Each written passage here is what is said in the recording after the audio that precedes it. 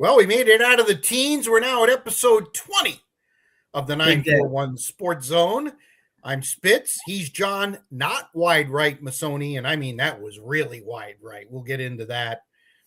And I actually felt for both kickers because they both walked into that situation, and we've all been in that. I don't care what it is. If you're having a free throw contest when you were a kid or I got 10 in a row, and then somebody says it, and next thing you know, it's off the back iron.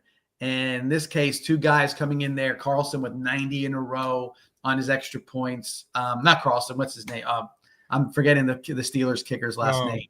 Is it Carlson? It's not Boswell, is it? Yeah, Boswell. Yeah, Boswell. And then the kid Loop. Yes, Tyler Loop. 29 for 29 inside of 50. Inside of 50. And they put it in the middle for him. They did everything that you set it up just right. And in both cases, both kickers didn't show, didn't perform. And you feel bad for them because you know that you're the kicker, you're the littlest guy in there normally, and you're off doing your own thing, and you're a specialist, and they carry you off the field when you make one, and they want to kill you when you miss one. It's just the highs and lows. No more of a high and low than that position in any sport for that matter. We'll get into that. We'll get into a lot of that. That was probably the best game. It was definitely the best game on Sunday. It was probably the best game in quite a while for Sunday Night Football. Yeah. We will talk a little bit about the seedings and the matchups for this coming weekend. We'll, of course, hit the college football playoffs. We'll do that first. The Lightning are white hot, and they will face a team tomorrow night that's lost 3 games in regulation out of 41. 3. Yeah. And one of them was last night to the Florida Panthers. So it should be interesting. We'll have our locks of the week for the first time this year. John, you step in front of me. I know. On locks of the week. I was a little clairvoyant. I saw the tea leaves properly. That extra, then the extra little side bet we had as well. Yes. I got the dollar sitting right here. I'll Venmo it. It's funny because I know we'll get into it too, but it just seemed poetic that was going to happen. And I honestly, if you said us 6 weeks ago, or even I forgot 6 weeks ago, even this week, Buccaneers are better than the Panthers. They are better than them. Panthers are. I wouldn't even call them a team on the rise. I think they might have hit their ceiling with this performance this year, but I just thought the Bucs would be able to pull it out, and I thought how interesting it would be for Atlanta to beat New Orleans and to put the Panthers in the playoffs.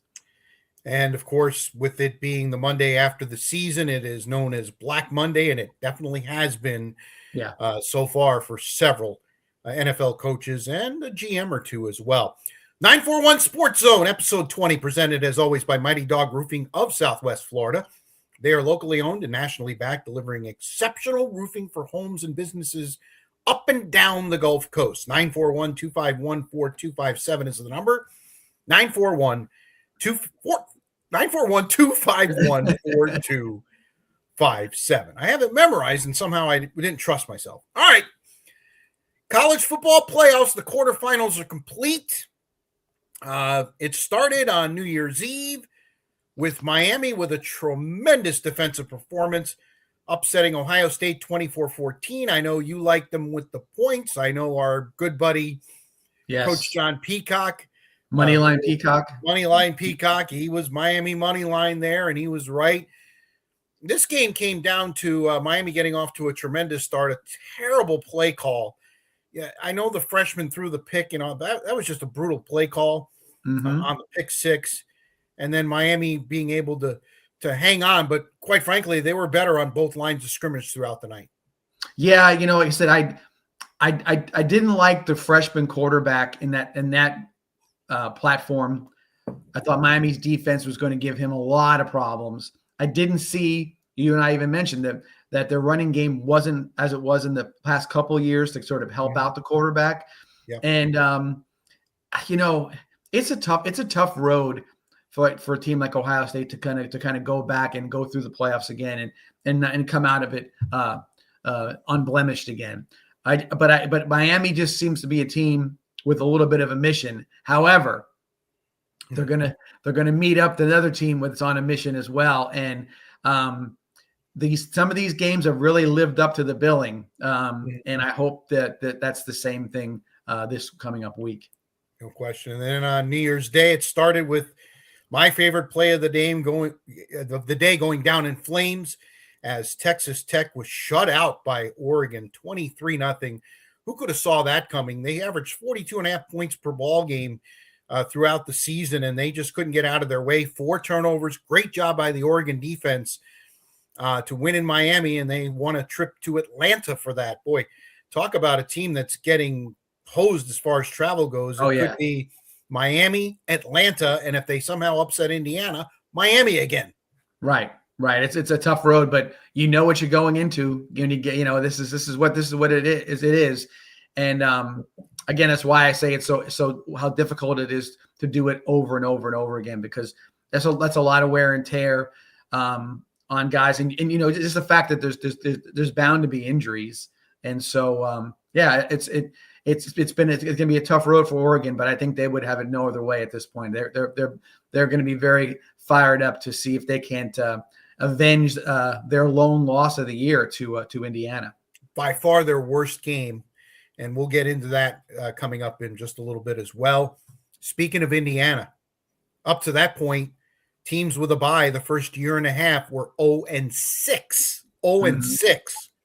Well, they turned out to be 1-6. Indiana did to Alabama what Alabama did for years to their opponents under Nick Saban. They bludgeoned them. Right. They ran 66 offensive plays. I don't know if you're a stats guy, so I'm pretty sure you knew this. Of the 66 offensive plays, they ran the ball 50 times. They basically, late in the game, were like, we're going to run it right over here, and you're not going to stop us. And Alabama had zero answer. Culture and coaching are a big thing in football and in any sport for that matter. But football, you've seen a culture change at Indiana in less than 2 years. And that's unheard of. John, they had the worst record in college football history. It's kind of like when Brady went to the Bucs, and the Bucs had the worst pro record of any of the 4 major sports. Cignetti has just done a tremendous job, and we'll get into this in a little bit, but they've hit some home runs in the portal already too for this coming year. And I with my middle name thing I do here, I believe was one of my thoughts about it today, and it was I believe in IU, but I would say because it's hard. I guess you look at it. There's a lot more failure than success with coaching changes. Let's be honest about that. There's always going to be guys who don't make it, but to make it in this magnitude and on this platform that they're on, and to look like they've been doing it forever. This doesn't look like they're just lucking out. This is not like a bad call here and there got you past some things. Even the Penn State game where Penn State gave it everything they had, at the end, they went right down the field and scored and won that and took that football game away. They made Alabama look really bad. I know Alabama fans, and they like to run their mouth because they're Alabama. And if they're winning, they have every right to do so. But there wasn't a peep out of Alabama fan about middle of the second quarter on. They looked and they said, there's nothing here. There's nothing we can do.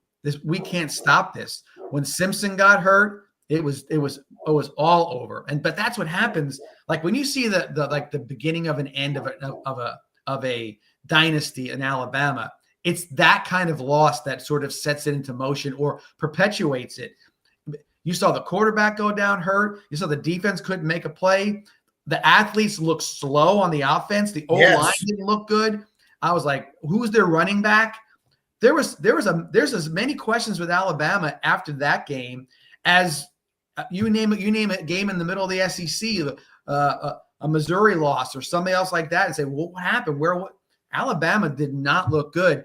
And Kalen DeBoer, I am not convinced that he is the guy. I've not been convinced. You haven't been convinced. I'll be truthful. Anybody that's followed us, you've been that way all year long. And it's because of that kind of a loss. That's how they played against Florida State. Florida State just didn't have the real power that Indiana brings to the game. They Still did won by win 2 games touchdowns. this year. They were on an 8-game winning streak, and I get that. They did some things, but you just don't have those kind of losses and win national championships, or at some point in time that you're going to be getting ready for the 3rd or 4th game of the season, and it's going to be Tennessee or somebody like that, and they say, "What are we worried about? Play free. Don't worry about this situation. We're better than these guys." And we'll see. I mean, I could be 100% wrong. Every year's a new year, but I just don't look at it as that. And again, where there's smoke, there's fire. You know, they don't like Alabama. The family doesn't like this, and his name is brought up for every open coaching job that's out there. I'm interested to see how that's going to be. That's going to be a very interesting. If you're into nighttime soap operas, that's going to be the nighttime soap opera for the NCAA college football next year. Yeah, no question about it. I totally agree with you. It is going to be must-watch television. And then the nightcap turned out to be the best game of the weekend. And, I went, I'm watching the game, and Ole Miss flubs the end of the first half. They don't even get a chance to kick the field goal. It's 21-12, and I'm like, geez, was that their opportunity? Right. No, they went into the locker room, and they came out in the second half, and they kicked Georgia up and down the field. To Georgia's credit, they did a lot of really good things. But, John, with little less than 10 minutes to go in your own territory on 4th down, what in the world is Kirby Smart doing? Could he see the handwriting on the wall, and that's why he did it? Or, I mean, that stunned me as much as anything from any of the games on the weekend. Alabama, Georgia, I want to say the Tua game, if I'm not mistaken, and national championship. Justin Fields was the backup quarterback at the time, and they lined him up as an up back for a fake punt on their side of the 50-yard line, and it was a colossal failure, and probably was the reason Justin Fields went to Ohio State, because he became a usable pawn in a bad play, right? And not the respect that the number 1 overall quarterback coming out gets in a situation like that. Kirby Smart does like to sort of take a risk here and there based on the fact that he thinks that his team is good enough to bail him out of his bad decisions in some cases. He's a great coach, don't get me wrong. And I think sometimes you have to do a little something to spark your team. In that particular instance, no. In that particular instance, it didn't require that at that point. It didn't seem necessary at that point. Plenty of time left. Risk reward, buddy. That's what everybody talks about. What's the return on the investment of the risk? And if it's nothing if it's a first down that perpetuates and keeps the drive going, as opposed to something where you're already in the game to begin with, then the return is not enough to make the risk. Especially on your own 33. I mean, that's crazy. And in this day and age where everybody has a 900 analysts and 85 people on the sidelines, everybody's got their own handler. Why is somebody that whispered in his ear like, "Coach, we don't need to do this"? And I will say this: he has had to gamble a little bit this year. Georgia was not dominant. No, they got by at the beginning of the season. They got a little lucky in some cases as well. Some referees calls and some different things that happened. He seemed a little panicked most of the year. He seemed more panicked than I've seen him in the past. So maybe that's what it is. Who knows? But I thought it was a bad idea. But Ole Miss, kudos to them and that coaching staff. And what the hell Lane Kiffin's doing to them right now is ridiculous. What Lane Kiffin's doing is going to the bank every time they win. Well, and then on top of that, he's making money, and yet now he's showing his little petulant little self that he wants to be. He doesn't like the fact that they're doing it without him, so he's trying to reel people in to come back and work at LSU. When he was all about nothing more than them. I just want to do what's right for them. No, you don't. It's only and always will be about you. Did you see the photo op that him and Kim Mulkey made together when they came out for the LSU women's basketball game, holding hands together? What is that? Are you the ring bearer and the flower girl at somebody's wedding? What the Where hell? was Brian Kelly? Where was Brian Kelly? He was I mean, probably he would have made a great triumphant. Yeah, Brian Kelly was in the upper deck, trying to learn how to speak Cajun, so he can mix in with the other LSU folk. No, I'm rooting hard for Ole Miss. It's the people there were super nice when I went there earlier this year. They deserve it. They've played the program itself that Kiffin did build. No, don't take that away. But they've been a successful program that this is where the culmination should be happening right now. And great on Pete Golding, by the way. Great on him. I like the guy. Mm-hmm. Them hiring him, gobbling him up, and saying don't go anywhere. They know that's an insider, an AD knowing knowing the program. He must have talked to those kids, and those kids are like, nah, Coach Kiffin's a little out there, but that's the nuts and bolts guy. Yeah. What can he still manage to keep that offense going the way it is? That remains to be seen. Absolutely. It's going to be a tough matchup on shorter rest than anybody else. So the semifinals are set. Fiesta Bowl, Tempe, Thursday night. Miami, the 10 seed, is a 2.5-point favorite over the 6 seed Ole Miss. And I think Miami's just earning points with that menacing front four and the offensive line. I think on both sides of the ball, they've been extremely physical. What does Ole Miss have to do to combat Miami's physicality? So I will tell you this. I think that Trinidad, every name I'm forgetting, Chambliss. Yep. With names today, forget it. They've got to open it up. They've got to make it a track meet. They've got to get out there. They got to spread him 5 wide, get the ball out of his hands in no time. Make Miami make tackles downfield. Don't make it a line of scrimmage game if you can help it. Tell him, look, throw the ball away. If you don't see it, 1, 2, 3, throw it away. It's 2nd and 10 or whatever it may be. I think that's what they need to do. And because I don't think that Miami can play in a track meet. Mm-hmm. Beck has not shown me once this year that he can go back and forth, at least for my opinion, and put the game on his shoulders. Cristobal wants to slow it down. He wants to, pound. He's made that very clear about his offense. If he's got to chase a bunch of Ole Miss, it could be a blowout. Believe it or not, it could be a blowout for Ole Miss. The Miami win, the points in Miami. I mean, a win Miami wants to win it by 2. They're not worried about what it looks like. They just want to win the game, and I could appreciate that. But I think Ole Miss has overall more talent than Miami does. Wow. That's a statement. Well, look, if you look at their wide receiving core, Rich, and you sit there and watch the numbers that go on the field, 2, 1, 19, 17, 11. These are just numbers that are coming on off the field and are catching footballs, not giving somebody a break. They got a better running back. Now his shoulders messed up a little bit. Fletcher's good, but at the end of the game, Fletcher wasn't even in the game at the end of the game for Miami. They had the other running back in, and I was like, why is he not in? He's the guy who ran over. I think he got dinged up a little bit, but still, I mean, again, so Lacey is a talented guy. Ole Miss has got tight ends. I think they've got talent all over the place. Defensively, I think they got a little undersold as well. I think that they play. I don't think they're great, but I think that they're better than average. And I think I think if you're in a track meet, that'll work. And they know how to be in a track meet. And well, the thing to me, Carson Beck in the first 2 games has been extremely comfortable. Even in the Texas A&M game, he didn't really face a lot of pressure. That's right. I think Ole Miss has got to dial up the pressure on Carson Beck, force him to make quick decisions. We've seen in the past that sometimes he doesn't make the right decisions.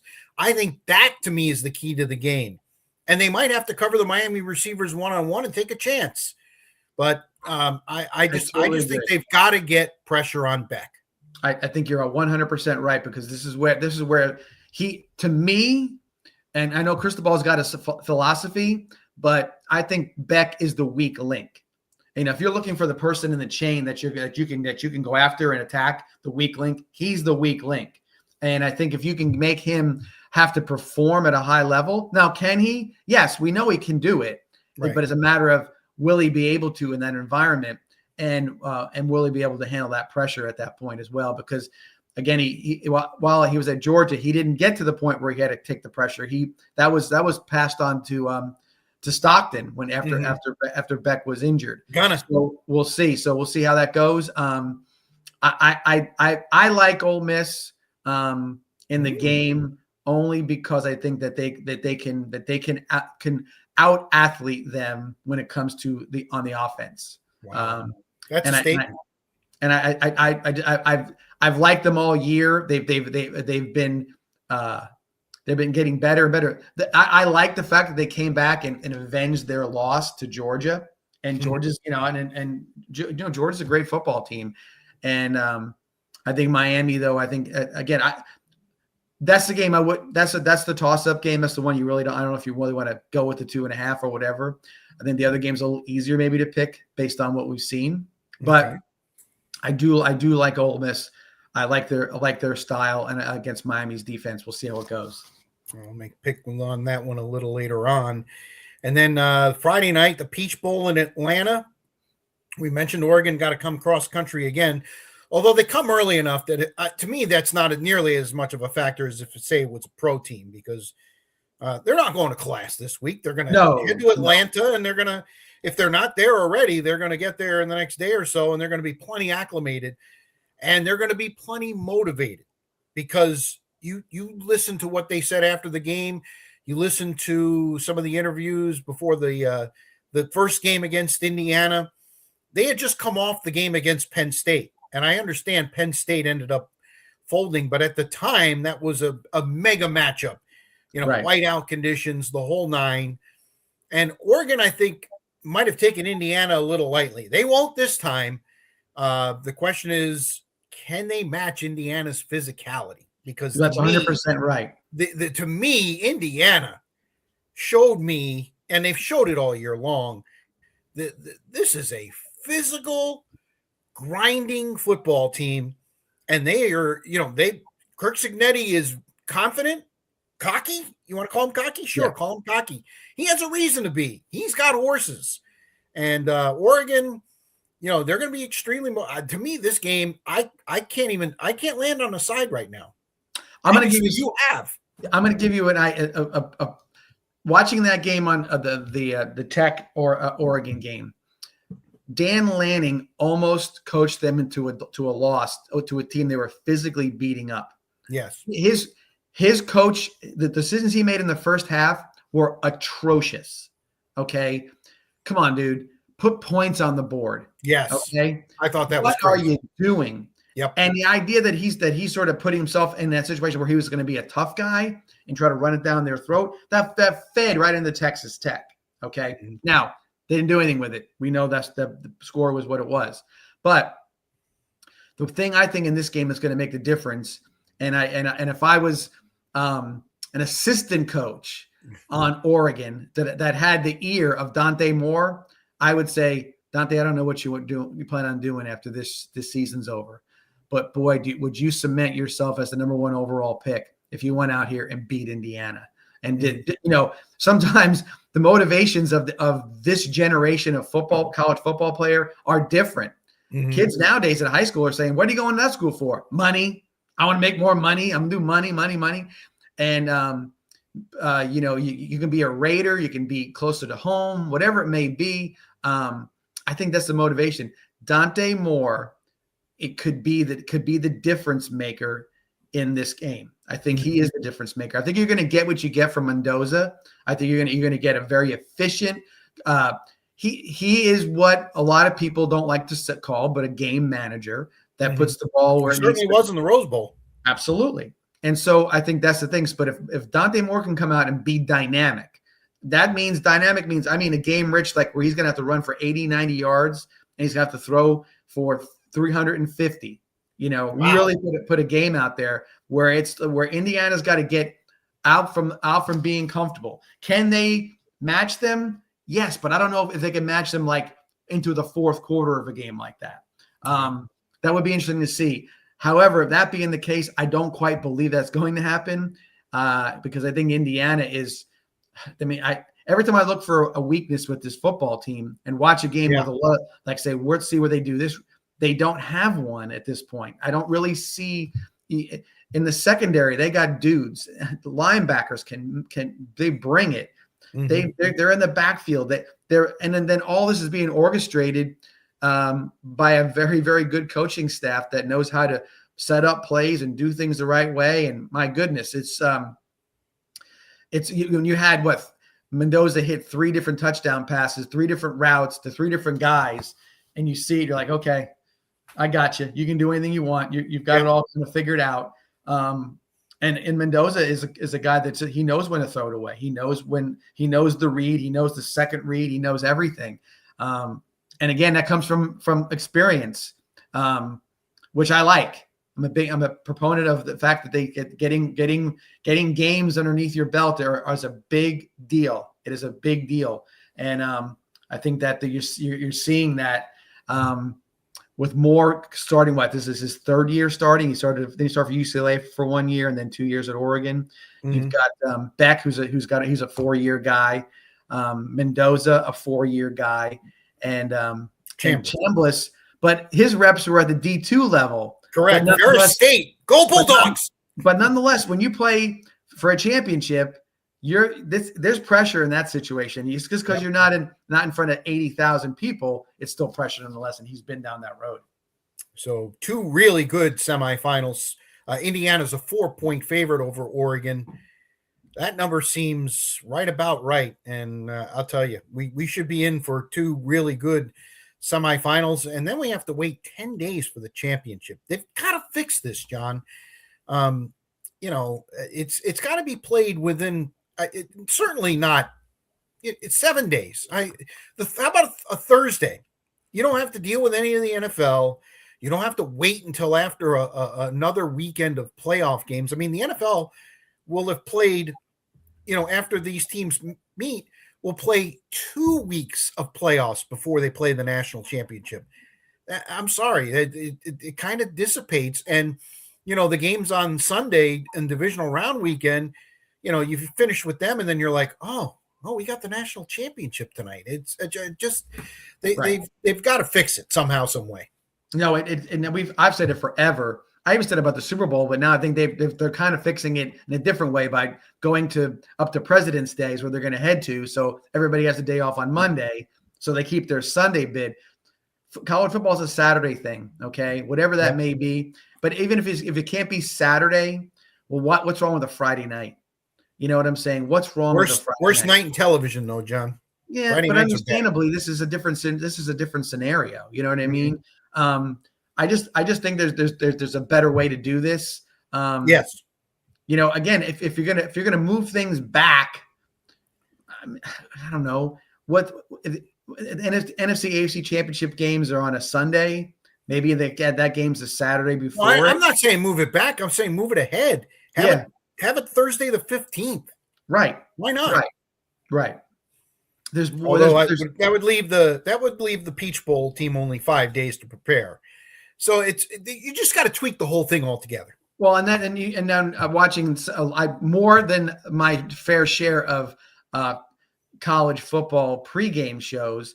That was a major concern about who's going to fix college football. It's all messed up. Blah Nick blah Saban. blah, blah, blah. Nick Saban. Right. That's what Pat McAfee wants. Yes.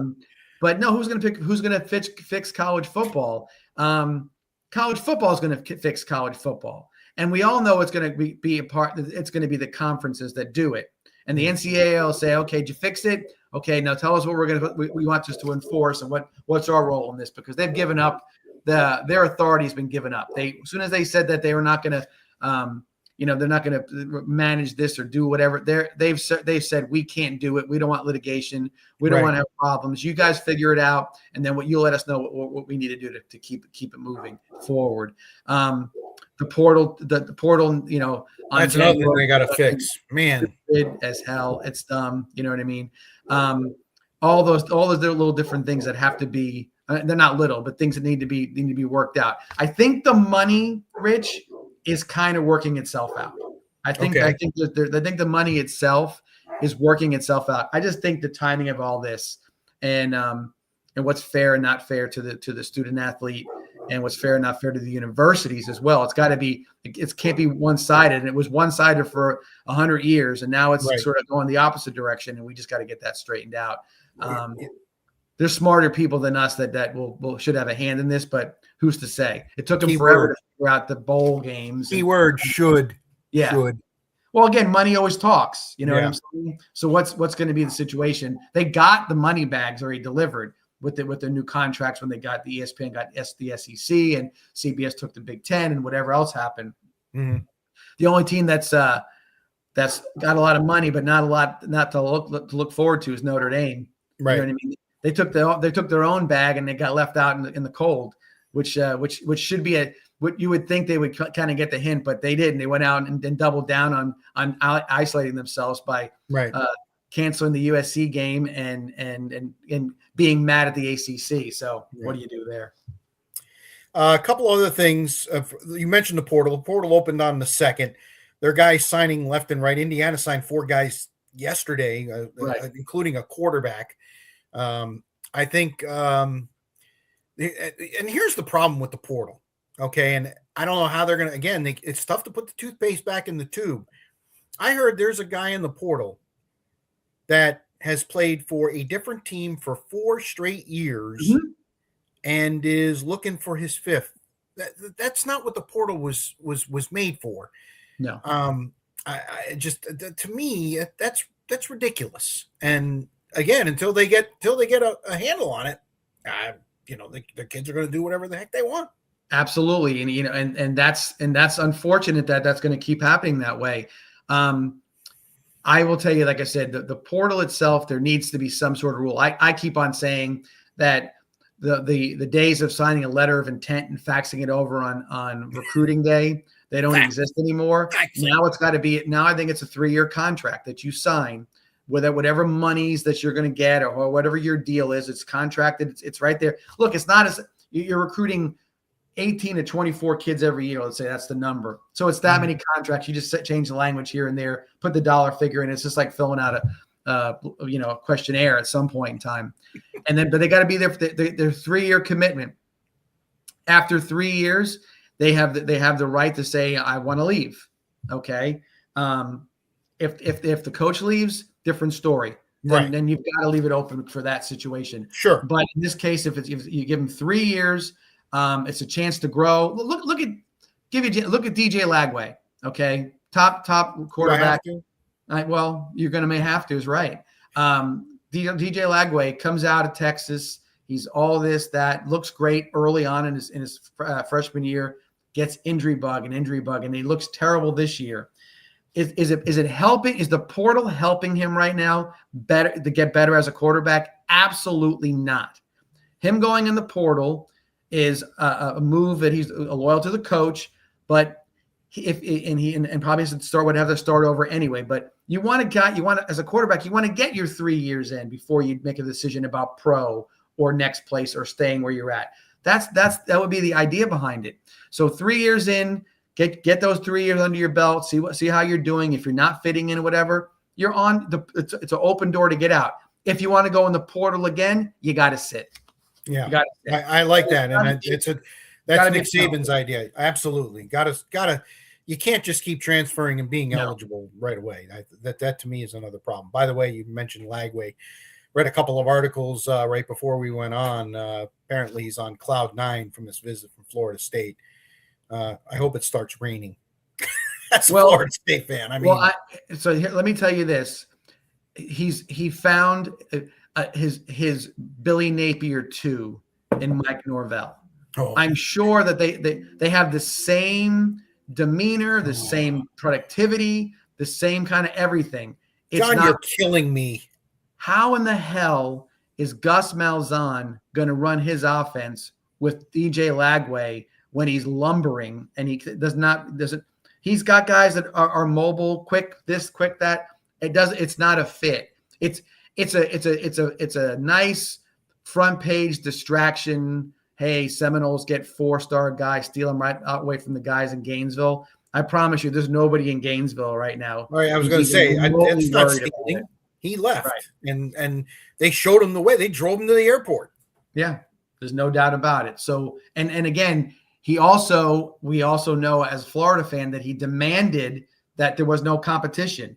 Even Summerall, when he went and did talk to him, he said he brought up the word competition, and Lagway was like, that's when he hit the door. He was out. I'm out of here. I'm not competing. I'm here to make my money and do my 3 or 4 years. Now it might be 4, and I'm out the door.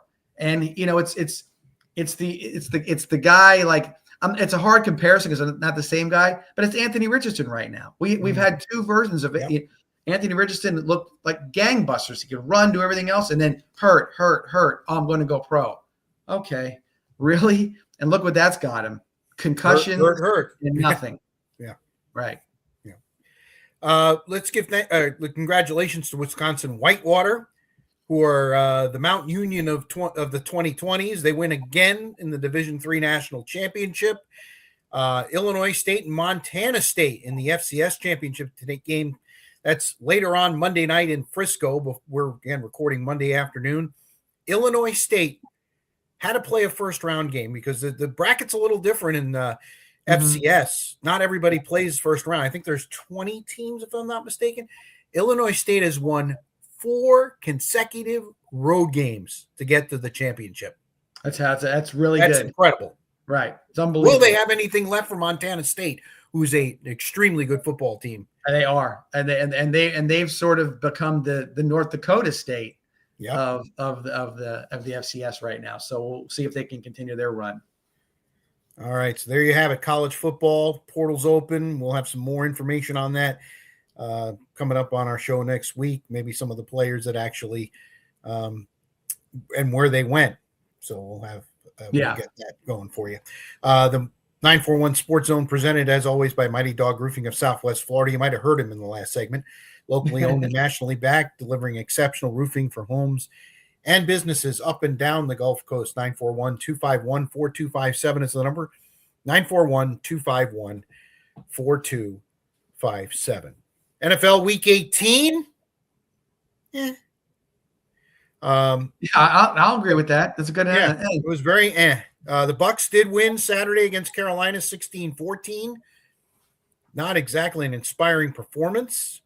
The Bucs went right down the field and scored on their opening possession like they seemed to do. They did the same thing against Miami and then could do very little after that. It was kind of interesting. Now, the weather was a little bit of a factor, particularly in the first half. They played in a driving rainstorm.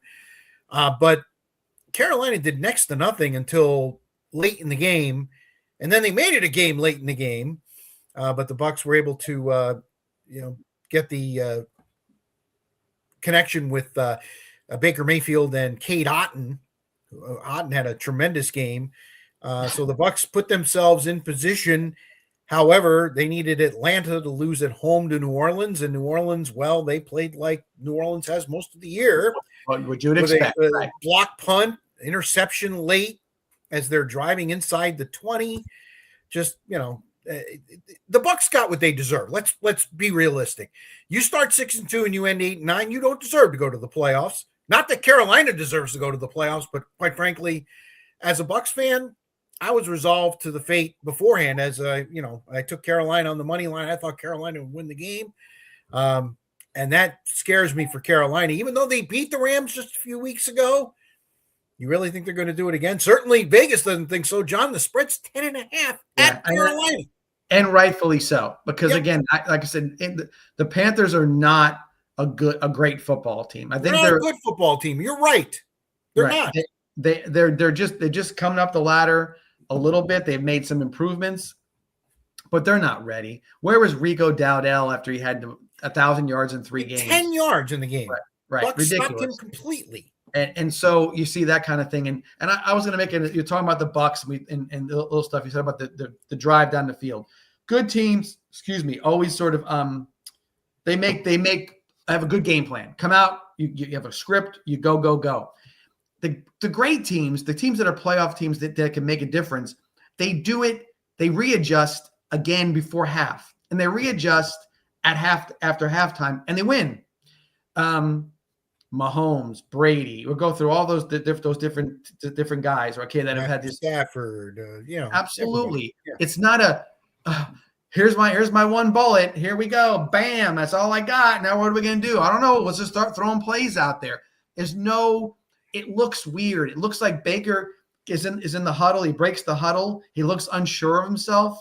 And next thing you know, he's the Buccaneers score when he throws a ball over his head or underneath his leg or something like that. And it never seemed to be where there's some sort of control over it. Mm-hmm. And then again, to watch the Bucs play with the Todd Bowles defense, where it's just like bend, don't break, don't do it. You feel like there's an inevitability for any team to come back and make it a game. And then all of a sudden we got to figure, what are we going to whip up at the end to kind of fit to win this thing? Remember, we were praising the talent on offense for the Buccaneers. Yes. 10 weeks ago. This is look at the receiving core. Weaponry. Yeah. Offensive. When they all come back, this is going to be a great team. 3 tight ends, you name it. We're great. And nothing. As far as productivity is concerned, not as much as you would expect it to be explosive. Another thing I'll say too, go back to Bowles' defense. Their defensive line did nothing this year. Yeah. Nothing. Absolutely. Hassan Reddick, a complete zero. He was a zero with the Jets. He was the Philly got rid of him for a reason. And he wanted a bunch of money, and he performed like a zero. He didn't do anything. Yaya Diaby, I hear that name all the time. He's okay. He's not a great player. He's a starter, but he's not like, a guy you're going to write home about. Even Vita Vea. I mean, he takes up space, but is he dynamic? I didn't see it. I didn't see it. And I thought, well, the D line's going to be good this year. No, they were not good. Hell, they had to go go and try to get what's his face out of retirement to go play for them. Oh, Jason Pierre-Paul. Yeah. What's that? Yeah. That's the scrap heap you're pulling from? Yep. That's that. What are the guys doing that are on the taxi squad or whatever they call it these days? It's just ridiculous that you don't have that. You saw weakness. You saw unpreparedness. You saw it looked like an uninspired football team from an uninspired coach. If I talk like this on a podcast, Rich, I'm not sure people would want to hear me talk about anything because I'm just mumbling about stuff randomly and I don't really have nothing to say. I mean, what am I supposed to do? That's what Todd Bowles sounds like. Can you imagine being a player? And he said, come in my office. I got to talk to you about getting you motivated. What's getting you motivated? You know what I'm saying? He's got this like, what? And he has like, he gets like this little bit of like this snarky edge to him when the press is asking him legitimate questions. What's the problem, buddy? Answer the questions. Right. Show something. Pound your fist on the table every once in a while.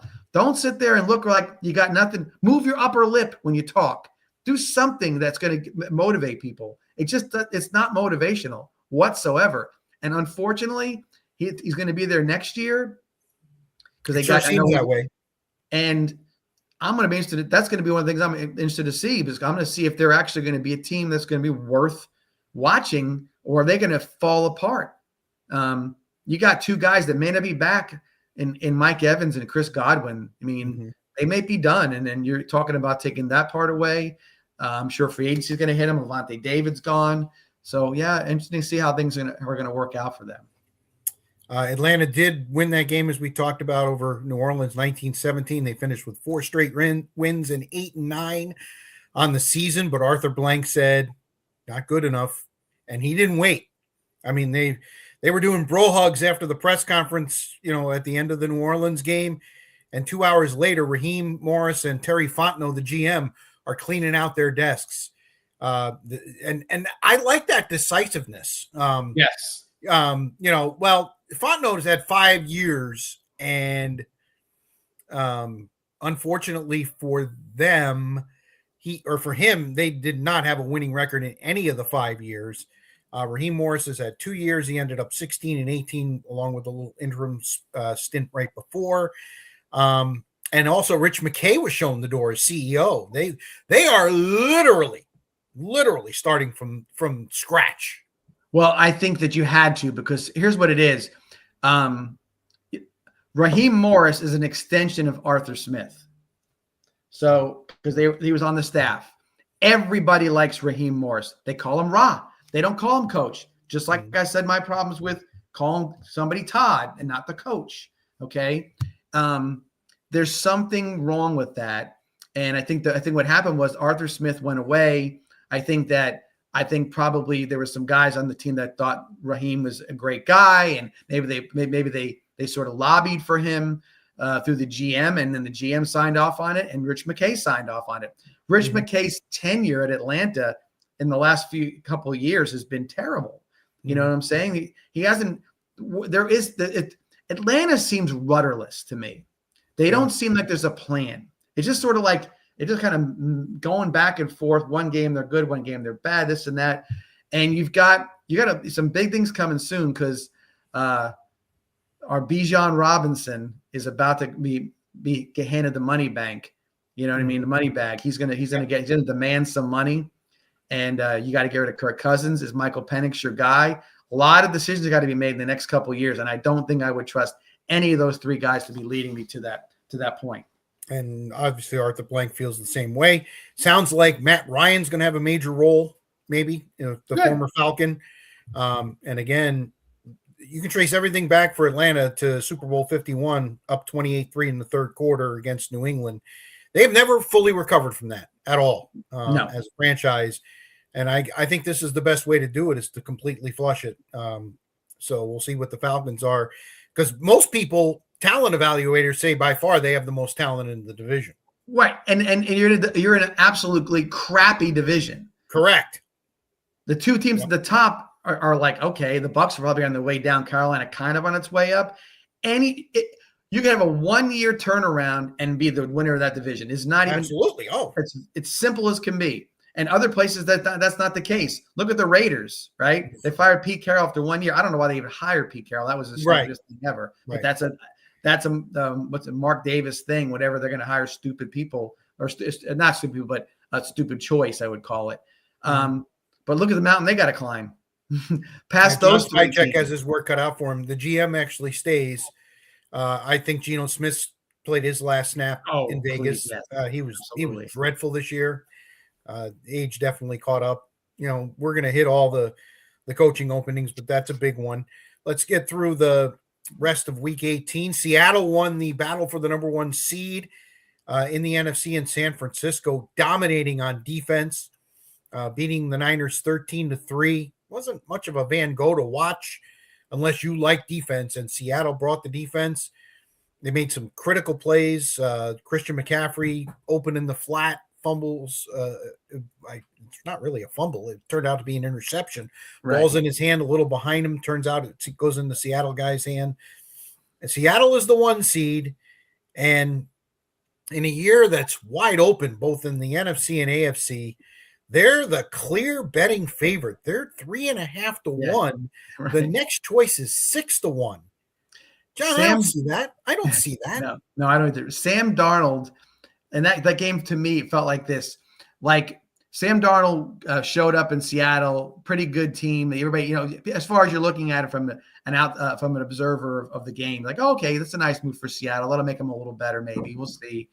And you look at San Francisco and you're like, man, Brock Purdy's good and McCaffrey's good. So like injuries. I picture myself being like where you're in a car, going to be in a drag race, let's just say, and you think you got your nice. You're like, oh, look at that 49er drag racer. It's really nice, and the driver is he's so steady. He's good to go. Everything's great about him. He's got and all of a sudden Seattle pulled up and said Sam Darnold's driving some sort of like nuclear powered jet race car. I know it's a weird analogy, but they are doing what San Francisco does, but like better. Yeah, the defense is better. The offense is better. Darnold looks better than Purdy for sure. McCaffrey looks old to me. I think it's just he's not a big guy, and I think he doesn't look like he has that spark here at the end of the year. So it was a totally boring game. But Seattle just like they knew they had him beat, and they just said, "Come on, let's go, we'll finish it off, and we'll take care of you." And they seem super confident, and I can see why they're the bookie favorite based on what they are, but they're not the favorite in my mind in the NFC. No, not even close. And let's give credit where credit's due. You can say all you want about Sam Darnold, the way he finished last year and everything. Back-to-back 14-win seasons. You can't take that away from him. And, no. He's got more weapons in Seattle. And that's hard to say. When Minnesota, he had Jefferson and that gang. He was throwing to Hawkinson, the tight end. But he's got weaponry. I love Jackson Smith and Jigma. I really do. I think he's a hell of a wide receiver. But they got good receivers 2, 3, and 4 deep. They can run the ball with both Walker Jr. and Charbonnet. 26. Thank you very much. Charbonnet, who's had a tremendous year, 12 touchdowns.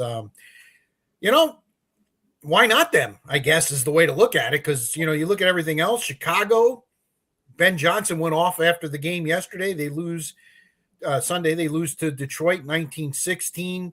The offense for 3 quarters was dreadful. They did get a couple of touchdowns, hit a couple of twos. They're a dangerous team if they get within 7 or 8. We're going for a 2-point conversion. But fact of the matter is, they held on to the 2 seed because Philadelphia decided to rest everybody. And they end up losing to Josh Johnson, the Commanders team, and the Washington Commanders. But you look at everybody else. I mean, the Rams, they did win, but they were losing in the third quarter, and they've really been struggling of late. They lost 2 in a row and were down in the third quarter. That's everybody's sexy pick to go to the Super Bowl. They've got to start playing better. Let's be honest. They're going to have to do it from the road. No doubt about it. Sam Darnold's an interesting guy. He's a veteran, but he's young. Yes. Okay. Because he was so young coming out in the draft when he came out. And so this could be his coronation if this happens, where he could be the guy that's going to maybe be the guy for 5 years or 6 years. Obviously, that's going to be an investment that Seattle has to decide on. They know I've got him for so many years, but is he going to be the guy moving forward and keeping them on the right track? I do like the Rams for a couple of reasons, but I do like the Rams because Matthew Stafford to me presents a very interesting dilemma for other teams. He's a guy with so much arm talent and now so much savvy in regards to the way he plays the game, that he is really, I think he rises the Rams up. Not to mention they have a hell of a defense when they're playing right. They have a good defense. So I do like the Rams as far as that's concerned. I look at Seattle, Philly for sure. I think that they're part of that. Green Bay. I think those teams could all come out of the NFC and be a formidable opponent to whoever comes out, because the AFC's got me a little befuddled. You know what I mean? Do we ride, nobody wants to talk about, do we want to ride Houston's hot hand right now with a CJ Stroud at quarterback? I think San Diego's I think they're going to be a flop. I think it's not going to be a good deal for them. Is Buffalo good? I don't know. It's kind of hard to say with them at this point. Pittsburgh, they've been through a lot. They're not reliable enough. And if we look at the top seed in Denver, are they that good? And will the Mile High Stadium mean that much to them, and as far as moving forward is concerned? So yeah, I think if that's the best choice, I like the other 4 teams to win against the Denver team in the Super Bowl if that's the case. Interesting, very interesting. And you didn't even mention probably the hottest team going in the AFC right now, Jacksonville, who's won their last 8. I know Houston won their last 9, but Jacksonville's been bludgeoning people. And listen, I see the face, but they went to San Francisco and won. They went to Denver and won. And they won both games. I know the San Francisco game was only 5 points, but they handily beat them. They're building their resume, but Buffalo stands in the way, and the Bills are actually favored Yeah. in the first round game as the 6th seed. So that's my thought in this situation is that I think Trevor Lawrence has gotten better with the right coach. Okay. But I don't know if this is, Liam Cohen, he's done a really nice job this year. I don't know if they're ready to win at this level, at this point. I think this is a step for them. I think they're going to be one of those want to watch teams next year to see if they actually can perform the way they've been performing to this point.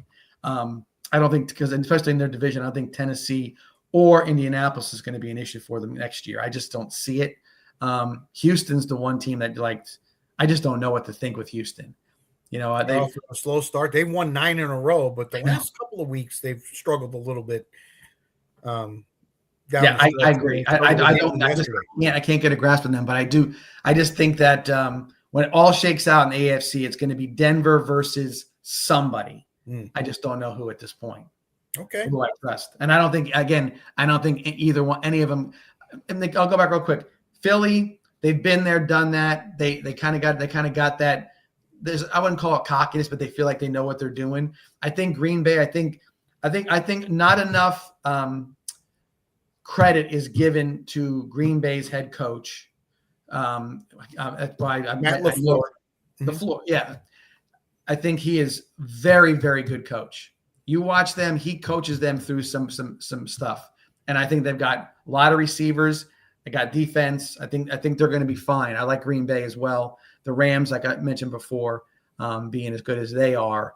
And my last team being Seattle, which again, they're the favorites overall. So I think they're 4 teams that could beat anybody coming out of the AFC. All right, here are the matchups in Wild Card Weekend in the NFC. And we'll go in chronological order. The 4:30 Fox game on Saturday.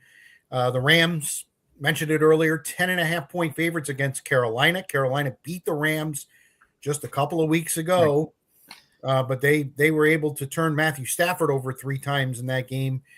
And Stafford is he was the clear favorite for MVP. He still may win it, but he certainly has stumbled a little bit down the stretch.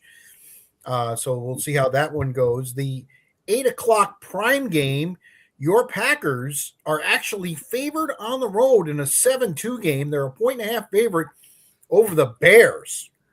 I've already put my money down on that one. That to me I'm sorry, but I hear what you say about the Packers, but I think the loss of Micah Parsons is oh yeah. They haven't got a sack since he got hurt. That's a problem. I think that I think the Bears and the Packers are very evenly matched. My thing is, I just don't know how good Chicago's defense is. Yeah. And I don't say that. Yep. And Caleb Williams is he's a good quarterback. He's learning his trade quickly. He's bought into the coaching of Ben Johnson, yes, which is great. I mean, when you have that sort of that buy-in from him, and you see how it's great, but there's just too many fourth quarter sort of miracle comeback-y kind of wins on there. That's what a lot of people are saying, John. You're right. I just don't think that they have that, and I think if it comes down to having to stop somebody late in the game, which I think that could be the case, or having to go down the field and score late in the game, I don't know if they have it just yet. A great story, and I think they're going to be good. I think they're really going to be good. That division next year, forget about it. Well, everybody finished above 500 in that division. Everybody. Minnesota, I mean, they had a terrible, but all of them, coaching wise, which coach don't you like at this point?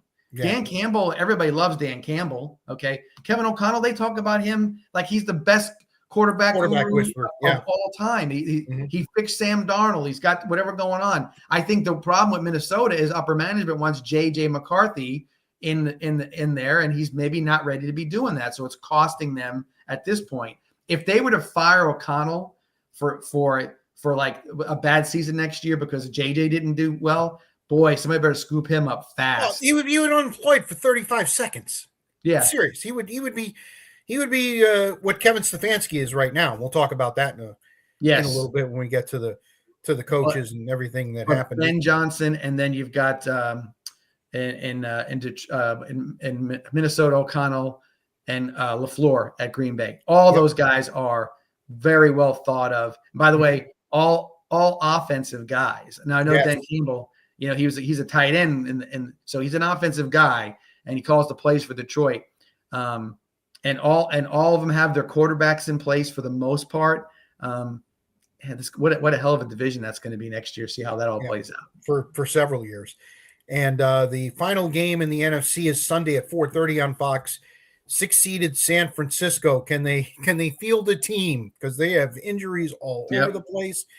Against the 3-seed Philadelphia. You mentioned it. They're the defending champs. They've got the pedigree. That's going to be quite a game as well. Philadelphia is a 3.5-point favorite. Rich, in that one. In football these days, and not, it seems like there has been for not seems like it's true. The last, say, 10, 12 years, running back has been undersold as far as guys that are stars. Okay. But this is a time of the year where running backs make a difference. And Saquon Barkley has had I would say a quiet year this year. I think that if Philly is going to go back and do it, they need to make sure they get Saquon in that game early. Forget about A.J. Brown and him whining about getting catches. Have him read on the sidelines. At this point, really, I mean, they'll play out the string with him. He's gonna perform. He wants to win, I'm sure. But you got to get Saquon off, and that doesn't mean he has to run the ball. You need to get him in the passing game. You need to get him running and going and get him. Because if that happens, boy, everybody's going to be shaking in their boots. Even in college, look at Alabama. I go back to that. No running back. There's no running back. Georgia, they have like 5 running backs, but none of them are spectacular. Right. These are teams that have lost. Okay. Lacey, there's your running back. Fletcher, there's your running back, right? Mm-hmm. The 2 kids at Indiana dominated the second half. Yep. There you go. Oregon, maybe not so much. But running backs are more important now than people give them credit for. And I think their value as far as what people think about running backs is starting to go up. I think there's a premium on a great running back. Mm-hmm. Go back to the portal conversation. Florida and Jaden Baugh. That's why he's important if you can get him back, because you've got your bona fide guy right there. And that there's something to that. Doesn't mean he has to have 100 yards a game. It means that he's the guy people got to look out for and opens up your passing game. So we'll see if that's how it works out in the long run. We mentioned Denver secured the 1 seed. They beat what was left of the Chargers 19-3. Trey Lance, he's stealing money. He's stealing money. Is. Yeah, he sure is. At quarterback. So the Chargers finish as the 7. They'll take on New England. The 2-seeded Patriots, talk all about their schedule all you want. They're only 1-2 in games where they played teams with a winning record. But they do what they need to do. They put that Miami game away early, 38-10. Was that enough for Drake May to be MVP? We'll have to wait and see on that. We talked about Jacksonville, the 3 seed. They destroyed Tennessee 41-7. Again, doing what they have to do. Suddenly their defense is playing well, and that bodes well for them. But again, what a 3-6. That to me is the most intriguing first round matchup, Jacksonville and Buffalo. And that's the 1:00 CBS game on Sunday. So we get a little Nance and Romo on that one. Houston, they win the 5 seed. They win 38-30. Late touchdown, second time this year they've scored as the clock has struck 0. I don't think this one they covered the spread. The first one they did. And then, of course, we talk about the Pittsburgh-Baltimore game. What a fourth quarter that was, back and forth. Listen, I know you're a Jets fan, but you could have used a little of what Aaron Rodgers was slinging last night. He looked 31 last night. He was really good. And considering that his weaponry, no DK Metcalf, he's throwing the very bunch of average, ordinary guys. I was ecstatic when they got Aaron Rodgers, but the voodoo, such as the Jets do, is when he gets when he blows his Achilles out. I think this year he's finally good. Right. I will say this again, very Jetsian of them. When Aaron Glenn got hired and basically told Aaron Rodgers, "There's the door." Yeah. Okay. I think when you play with greatness like that, and you act like you already got it figured out, don't need you. Thanks for coming, because we're going to go ahead and have the duo of Tyrod Taylor and Justin Fields in your place. You wonder why they're 3 and whatever, because 14. just that one personnel move, and I did like the fact they brought Justin Fields in to see what he could do. But then to stick around and listen, nobody on that team, they all quit on him. I think that Sauce quit on him. I think that Quinnen Williams quit on him, because when they did what they did, because you saw they all liked Aaron Rodgers. Mm-hmm. Those are the two guys that talked the most about Aaron Rodgers. And Glenn basically said, look, this is my team. He's gone. It's my way or the highway, blah, blah, blah. And it turned out to be a colossal failure because of just that move, those stupid decisions a year ago, which they were stupid decisions. Now, do you still have a faith in the guy? Do you think your GM is going to use those draft picks wisely? By the way, don't worry about moving up or down. You're going to get the guy you want if you in being the number 2 overall pick. You're going to get Mendoza. If that's the guy you want, that's who you're going to get. I know you don't want him. We've talked about this. Well, I got talked off the ledge by a few people that I respect in their opinion on certain things. The only thing I don't know for sure, Rich, if he's got an NFL arm, right? And that'll come out as time moves forward. That'll be exposed. But I think that he does have the savvy, so to speak, to be that guy. I don't think he's going to put himself in harm's way either. I don't think he's going to be Jackson Dart trying to get an extra yard on the side. Yeah. I don't think he's going to do that kind of thing. One thing I want to go back to, Rich, I knew I was forgetting something. The team I think is going to play Denver in the AFC Championship is New England. I'm getting all wrapped up in everybody else. New England, I'm not. Sorry, everybody up there in your end of the woods. I'm not a New England fan. I'm not a Buffalo fan. Why would I be? I'm a Jets fan, right? Right. But how impressive the coaching, the quarterbacking, every little nuance. The defense is played phenomenally, and I just think that they're just not. It's just not their time yet. I don't think. But listen, nothing would surprise me with the way they've played to go out there and put together a miracle run to get to the Super Bowl. I wouldn't be surprised at all. But I do think that's who I would expect. But I wouldn't be surprised if somebody else was happened to have a great game and next thing you know, it's not New England. They're just their rise was meteoric. I don't know how sustainable it is. Right. I totally would agree with that.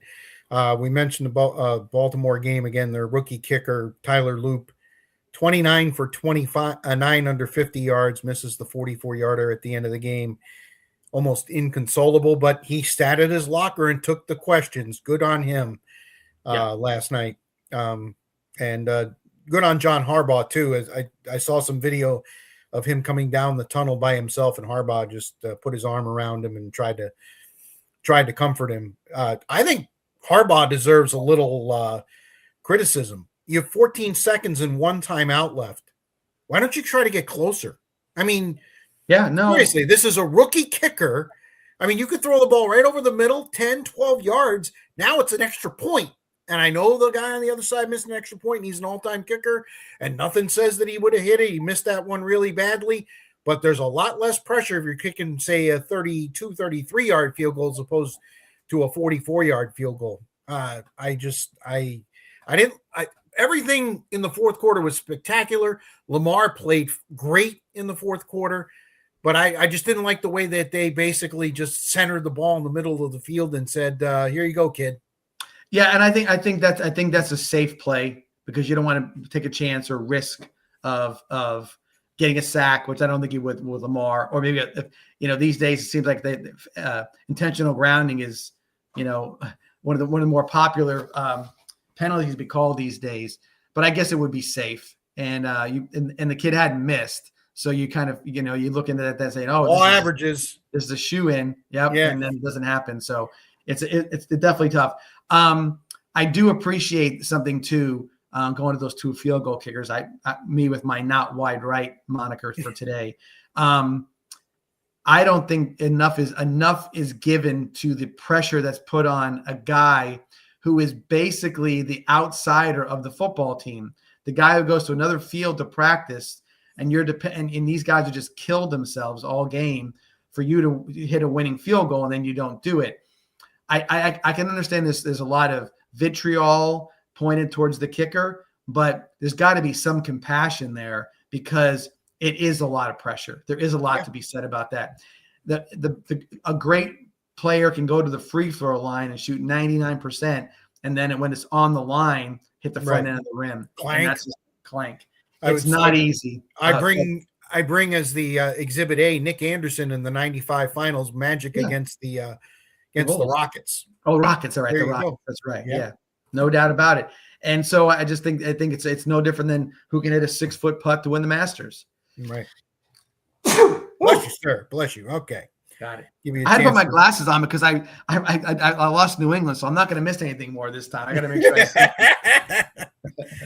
All right, let's look at the matchups, and then we'll go over the carnage that is the coaching. Buffalo, as I mentioned, 1.5 favorite at Jacksonville in the 6-3 matchup, 1 o'clock on CBS Sunday. New England's only a 3.5-point favorite over the Chargers. That's the NBC game Sunday night at 8. And then Houston, 3.5-point favorite on the road at Pittsburgh Monday night, 8 p.m. on ESPN. Do all 3 favorites get through, or do you see upset? I don't know what Houston is. I don't know. Yeah. I would think that this should be their defense is dominant with a stationary 42-year-old quarterback. I would see that should be the way, but I don't know about Houston. I think New England, and I think that Jacksonville come out of that So game. No, Buffalo. No, Buffalo is a favorite. So Buffalo. I mean, Buffalo. I'm going to say Buffalo. And if Buffalo, that happens, then that makes a Buffalo-Denver, because they reseed. That would make a Buffalo-Denver divisional round game. I don't think Denver wants to see Buffalo. I really don't. No, I don't think anyone wants to see Josh Allen. Okay, yeah. I think that's. And you say Buffalo. I say Josh Allen. They don't want to see Josh Allen. Yeah. And that's for sure. But Rich, I don't know what it is. Sean Payton is a really good coach. He is. And I'll tell you this: if McDermott loses the game on Saturday, I think he's fired. Wow. I think he's done. I just think that they're stuck in that situation. The only reason you wouldn't fire him maybe is because you're opening a new stadium. Maybe you want to have continuity with your coaching staff. I don't know, because at this point, might be the perfect time to fire him, though. Yeah, so I think that's why I think something will come from that. We'll have to see. All right, we mentioned Kevin Stefanski fired his Cleveland coach. It's about a little before 6 o'clock on Monday night. He was fired about 8 hours ago. He's already got 3 interviews lined up. Oh, yeah. Las Vegas, Arizona, and I forget what the third one is, but he is literally going to start interviewing. I have a funny feeling he's not going to be unemployed long. 2-time coach of the year. Mm-hmm. When he had Baker Mayfield with him. Right. Guy knows how to call offenses. They know it. I hear it from everybody. Every analyst is like, no, this guy knows. This guy is good. This guy is good. I think it was dealt a bad hand with the quarterback situation with Deshaun Watson and that's exactly Shedeur Sanders. I mean, geez. You get told you're going to get a guy on a guaranteed contract who's a bad dude come in here, and he didn't even want to play. You could see he didn't give a crap. There's the motivation behind giving somebody a big contract. They're all guaranteed. Contract. And a bad character. He's a bad character on top of it. What are you supposed to do with that situation? And then you're going to hire. I'm not Shedeur and Dylan Gabriel. I heard some comparison this afternoon. Dylan Gabriel's 6 feet tall with a weak arm. Really, we didn't know that? Of course we knew that. That's why. Why would you take him? He was he wasn't a guy you wanted to go draft in that situation. And Shedeur is doing exactly what we expected of him. Yeah. Okay. This marketing of Shedeur by his dad and whoever else is out there to market him is great. But this is who he is. Right. He's an interception machine. He's going to make some great throws. I get all that. He's not the guy. He's just Right. not the guy. He reminds me of Jameis. Oh boy. Because Jameis is the originator of the 30 for 30, right? Yes. 30 TDs, 30. 30 bit, yep. He says, what do you mean I had a bad year? That's Shador. What do you mean I had a bad game? I threw for 400 yards. Well, you lost the game. You threw 3.5 subs, but you don't see me I had 400 yards. Why are you picking on me? No, Right. we're not picking on you. That's not winning football. Winning football. You're not winning with that kind of stuff. So now the next guy coming in at Cleveland has to deal with that crap. Yeah, it'd be interesting to see who takes that job. I got to be honest with you. It'll be very interesting. I agree. Pete Carroll let go from Vegas 1 year, 3-14, and that's after winning yesterday. Secured the number 1 overall pick and then got the third prize. They keep their GM. By the way, Barry, the GM in Cleveland, stays too, and I've got a bunch of fans. A bunch of friends from Cleveland don't like that move at all. Yeah. And again, Exhibit A, Watson, Exhibit B, drafting Gabriel and Sanders. I mean, that's their defense or their prosecution. And, I'm not sure I can really argue. Jonathan Gannon, gone from Arizona, 15-36. Yeesh. They were 2-0. Remember when they were 2-0? They finished 3-14. Does anybody would anybody take Kyler Murray as a reclamation player from Arizona? No, he's a backup somewhere. I don't think he's a starter anymore.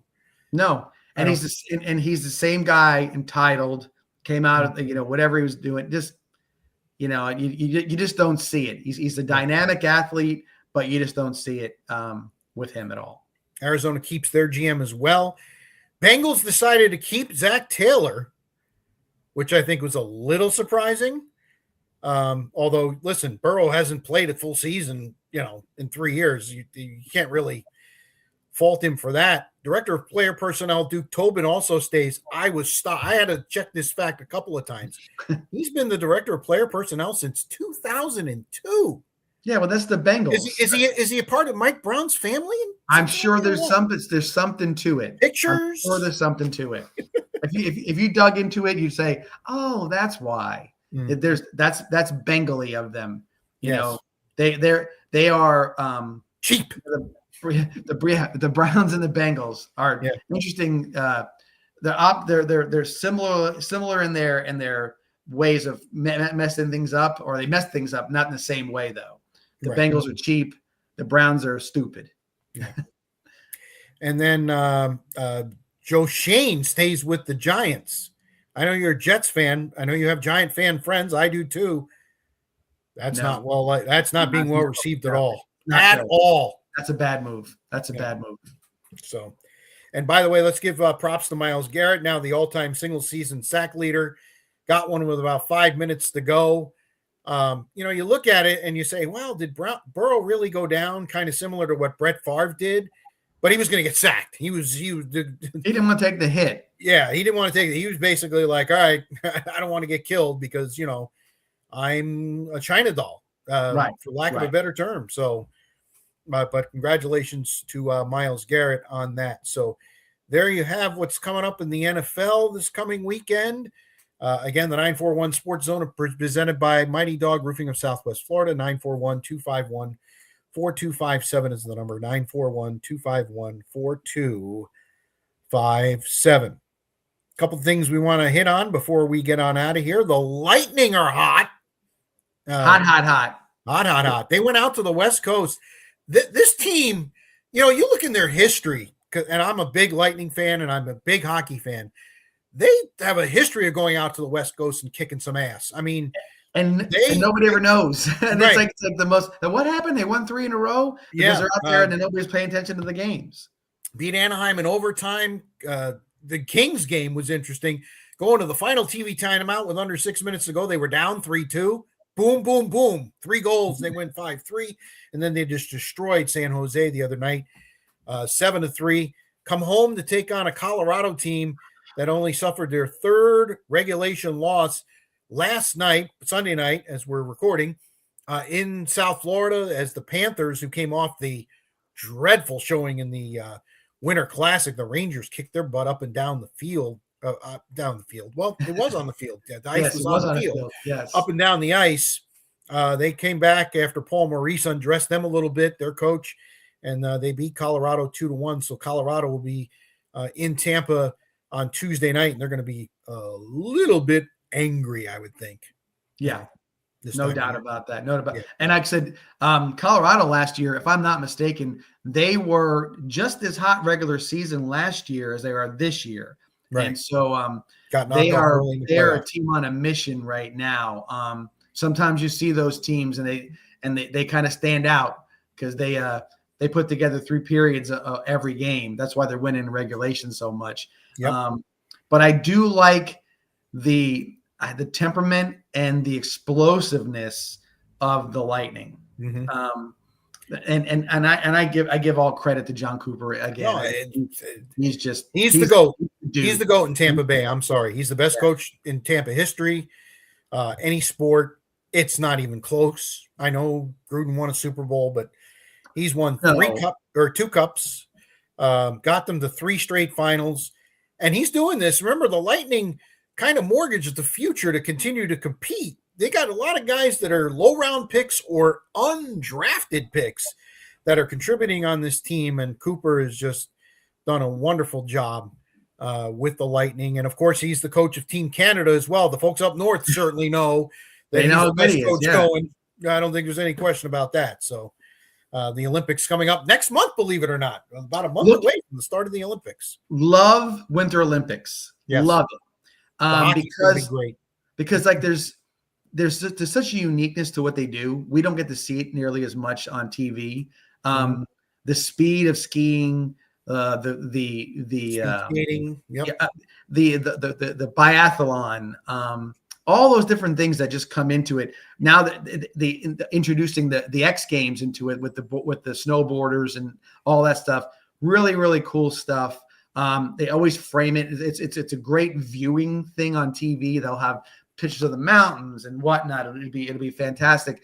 And I do believe because they're in Italy that there'll be enough live action that we'll be able to see a lot of stuff, in prime time or thereabouts. That'll be pretty good as well. But no, I love Winter Olympics. All of it just sort of has its place as an Olympic. The sports itself, they just have a really cool vibe to them. I love it. Yeah. All right, locks of the week. I mentioned it earlier. John, you've taken the lead. Your Miami pick. You picked it 2 weeks ago, so you sat on it and scored to go to 9-6. I had Carolina on the money line. If I had just taken them in the spread was 3, but I was thoroughly convinced they were going to win the game. So I am now 8-7. I already told you what mine is. I'm taking the Bears and the 1.5 at home against Green Bay. Okay. I don't see it, but all right. John? I am going to Indiana over Oregon. Indiana over Oregon. Lay the 4 and pick Indiana. I think there's going to be a statement made. I think Oregon has the ability to beat them. I just don't see it at this point. The travel will affect Oregon a little bit. Dante Moore's going to play out of his mind for them to win the game. I don't see Indiana making mistakes. I don't see Indiana having. I'm not saying it's going to be a walkover, but I don't think that the game's going to be in doubt after the second or third quarter. Wow. Yeah, I just see it. Now here's the deal. The next one, no matter who it is, if it's Miami or it's Ole Miss, it could be all time good. Well, it would be Miami on their home field, right? And it's so everything lays out right now is a great story. Any winner, any game matchup is a winner. That's what's so exciting about it. If Ole Miss gets there, boy, would it just be fantastic to see that kind of happen. You left because they couldn't win a championship, and here they are right there without you. Without him, but he laughs all the way to the bank. Good. Listen, money nowadays that's what he's about. That's what he's about. Okay, he can go take what he should do, because he didn't do anything really much to earn it. Whatever money they're giving him, he should go out there and give it to charity. Yeah.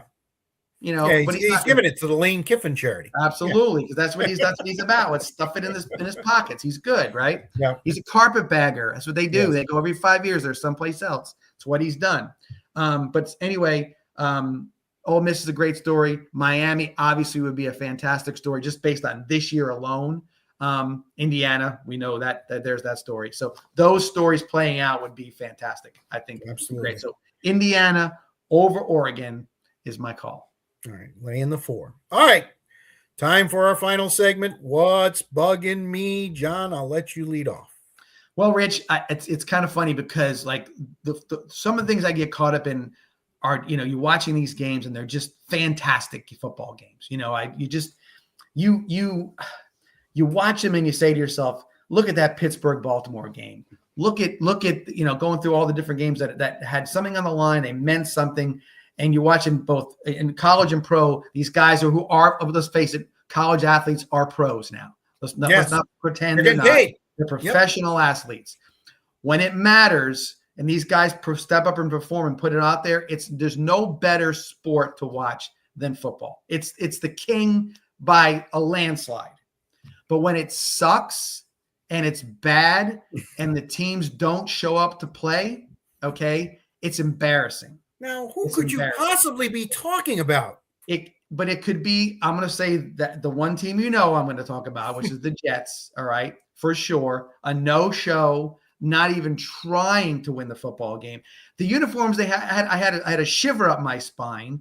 I remember being 11 years old in 1976 and watching that same uniform getting their ass kicked all the time. I'm like, oh, God, look, the same looks like the same numbers, the same nobodies we don't know. Kind of like when the Bucks wear orange. Ugh. Who is it? Who are these teams, right? But there's even more to that scenario. There's other teams.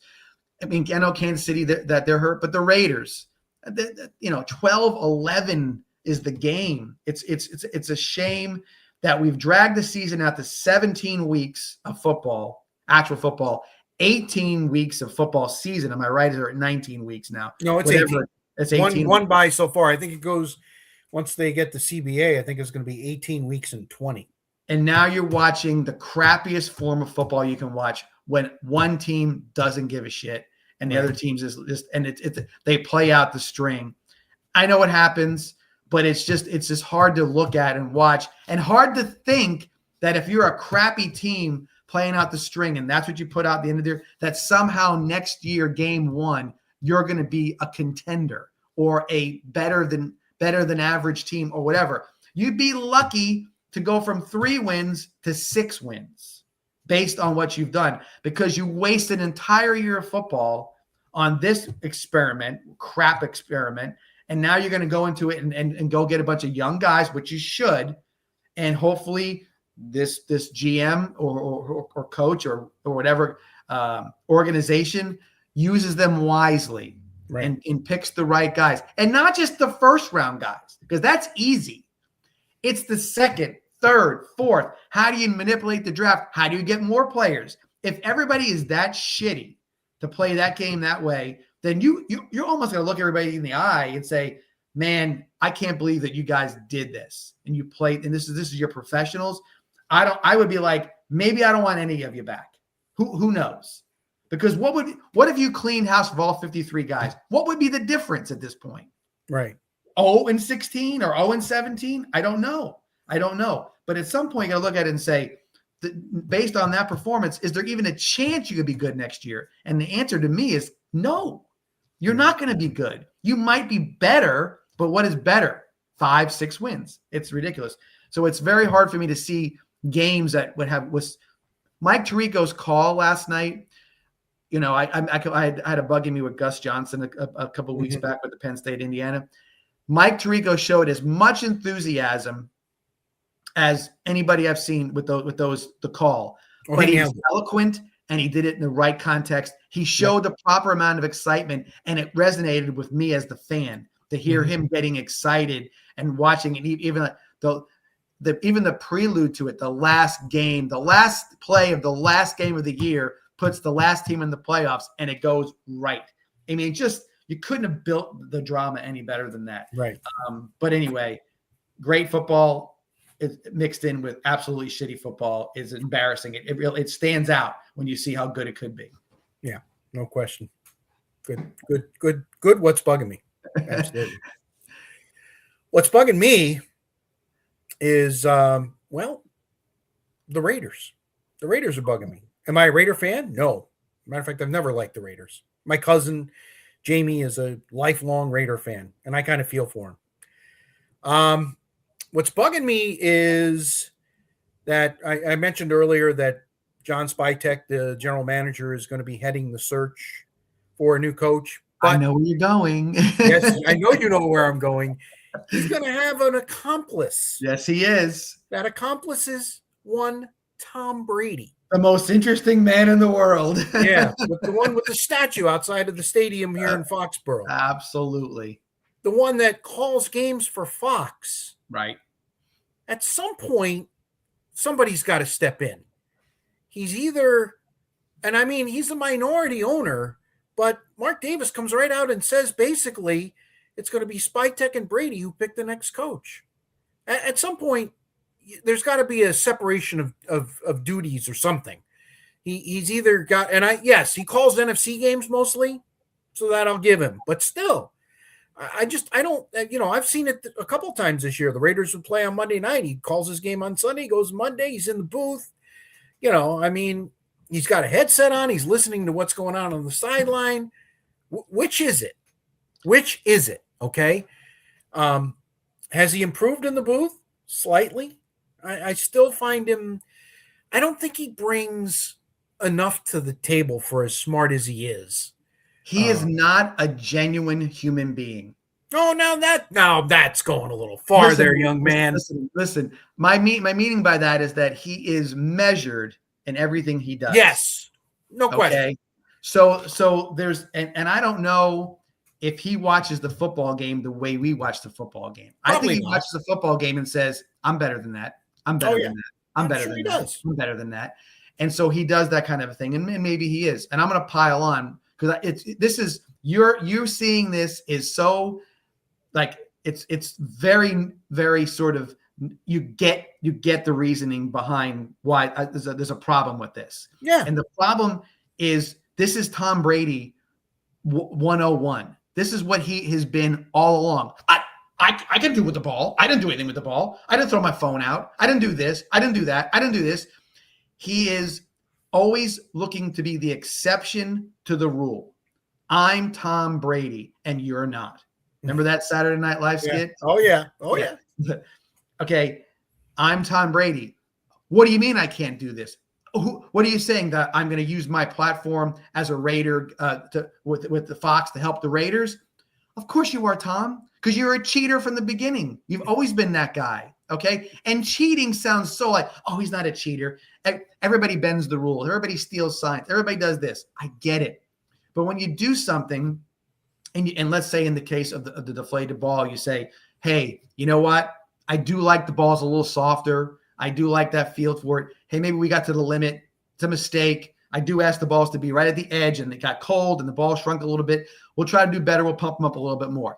End of story. Mm-hmm. There is no more story. And here we are 12 years removed from it, and we're still talking about this. And it's carried its way with him, and he's still doing things to prove he went to the Buccaneers and he won a championship for himself, but to stick it to Bill Belichick. Because I don't need you. I'm the one who did this, right? Mm-hmm. Everything goes the same way for Tom Brady. It's always been that way. Always been that way. And so what you're saying is spot on. Here he goes again. Gonna push the envelope, gonna dare everybody to tell him what he can't do and act righteous and upset that it's gonna come down. Watch how he reacts if he gets a negative attitude. He'll be all about, I can't understand it. It's just the way he does things. And to me, it's not even a point of like saying right or wrong. It's wrong. It's wrong. It's wrong. You want to be an announcer? Be an announcer. Right. You can't do 20 different things and have them all be convoluted together. It doesn't work. Yeah. All right. So I mean, you're right. I mean, I can't agree more with you. It's spot on. It's spot on. And people look at And it as long as Roger Goodell lets it happen, there's really nothing we can do about it. That's the point. Yeah. So when people start to say things like conspiracy theorists say, "Oh, sports are fixed," blah blah blah blah blah blah. You know who's going to win. End of the game, nothing happens, and all of a sudden there's an offensive as a pass interference penalty, and then they're going to win. That's how it always works. Sometimes when you see shit like this, you say to yourself, maybe that conspiracy theory isn't so, off the out wall. there. Right. Maybe they do want some people to win. Maybe marketing. I'm a marketer. I got my degree in marketing. Maybe marketing is more important than integrity sometimes, because we want people to watch football and make us some damn money. And who loses other than the fan? The owners? They could give a crap. You think the guy who comes in think the Money's Raiders owner is worried about is that much unhappier than the guy at the top? No, he's making the same money. What does he care? He gets to play games in a palace in Las Vegas. We're 3-12, 14. 3-14. Who cares, right? I'm good. But we're marketing well. We sold a lot of jerseys. Mm-hmm. We're good with that. So some of it's got to be, I think the next commissioner, and I'm sure the owners will hire somebody just similar to Roger Goodell, will be a little bit more, maybe a little bit more about the game than about lining the pockets of his $1 million jacket and all the owners as well. So we'll see. All right. And there you have it. Episode number 20 of the 941 Sports Zone, football centric, a little hockey. And we'll be incorporating some basketball in. How can it not be football centric? It takes the air out of the room. Yeah, it does. Just to continue the conversation for a second. Did you watch Sports Center last night at all after it was over with? Which one? Scott? Anyone? I watched it. Mm-hmm. There's nothing else they can talk about except football. Right. I mean, they got to be fair to their. I'll throw a little association in there. A tad. And even really less what it's come down to, the meat of the show is football, and the top 10s are the highlights for the NBA. Look, it was an alley-oop to so-and-so, and Steph hit a fadeaway from the bathroom, and like that kind of thing. And but it's hard not to be. We try hard even with the local scene to try not to be, but every story is layered, and there's drama, and there's controversy, and there's all the different stuff to the sport, and it's hard not to be focused on it, because it's the first 10 headlines. As you're looking up stuff, it's the first 10 headlines is this, and it'll be that way until mid-February. And everybody go, okay, basketball's here, and let's get back to the winter. The Olympics will take a little bit. There'll be a little draw on the Olympics. Yeah. Although it's pretty cool that NBC's doing the Olympics, and the Super Bowl is going to be wrapped around the Olympics. That's correct. Yep. Very interesting travel schedule from one Mike Tirico. You were talking about him. Oh, yeah. He's going to head to Italy and then come back to the Super Bowl and back to Italy. It's going to be interesting. He'll earn his money, that's for sure. No question about it. All right, that'll do it. Episode 20 in the can. 21 coming up next week. We'll be in the divisional round of the playoffs. We'll know who the national championship duo is. We'll talk a little more hockey, basketball. Spring training's around the corner. Start hearing bats and balls before too long, especially where you are, John. Got a lot of teams in our immediate area down there with the Rays in Port Charlotte and the Braves in Welland Park, and just a lot of stuff happening in Southwest Florida. The roads got jammed up for the first time today. Wait till spring Braves and the Rays are playing on the same day. There's no. I haven't had a chance to experience that yet. I'd be interested. It's interesting because everything's flowing, and it can be a real. If you're in the wrong spot, last year I had a tee time at Riverwood, and the Rays were playing, and I went the wrong way. Oops. Yep. I said, I'll miss it. I'm going to go this way. I went 41, and that was the worst way to go instead of coming back. Absolutely. You got to come 776. Right, because Riverwood's on that side of it. Yeah, correct. That's where my co-host. That's where my co-host of my show lives, Carrie. Gotcha. Carrie Black. Yeah, Speaking of, I'll be starting to do a little more with the station. We're going to be doing sports reports on the weekends. Excellent. So look forward to that. Glad we went down the Riverwood Road because crank it up. Let's go. Crank it up, baby. That's right. No Cranking doubt. it up. So we'll look forward to my sports reports on Saturday and Sunday on WENG, which is 1530 AM, 107.5 and 98.1 FM, covering all of Sarasota and Charlotte counties. All right, John, let's wrap it up until next Monday, at least live portion. Remember, you can see this Facebook, X, Instagram, YouTube. I put it out on YouTube. I put it out on as much as anywhere I can sort of forward it to everybody. Please like us and subscribe. Yes, and I will tell you this again. It's always funny how Rich, how things go, and they're sort of like you go. Now, over the holidays, seeing more people I haven't seen in a little bit. People are out and about a little bit more. Hey, you know what? I caught your podcast the other day. How long have you been doing that for? I'm like, don't even worry about it. We've been doing it off the air for about 15 years. Exactly. So no worries, but yeah, no, but that's definitely happening. You got that? Yeah, that's me. That's Rich. No doubt about it. No doubt. All right. For John, not wide right, Masoni, I'm Spitz. We'll have another live podcast next Monday. Look for it. Until then, so long, everybody.